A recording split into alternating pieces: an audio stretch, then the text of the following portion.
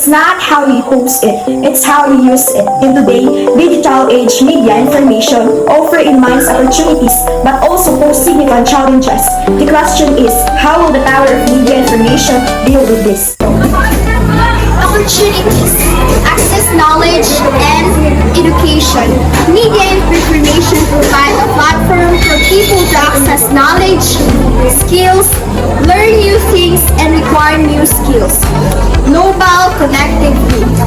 Media information enable people to connect with others across the globe, fostering global understanding, collaboration, and networking. Informed decision making. Media and information empower people to make informed decisions by providing them with accurate and reliable information.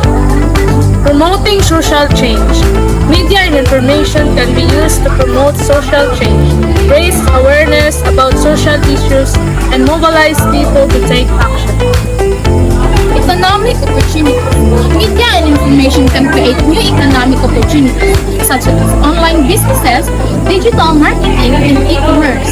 Personal development. Media and information can be used for personal development such as online courses, tutorials, and self-improvement resources.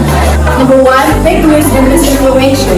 The spread of false or misleading information can be harmful and difficult to correct. With information overload. The sheer volume of information available can be overwhelming and make it difficult to discern what's important.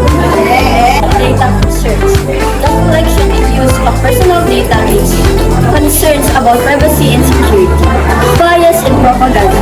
Media and information can be based on propagandistic influencing people, opinions, and perspectives. Cyberbullying and online harassment.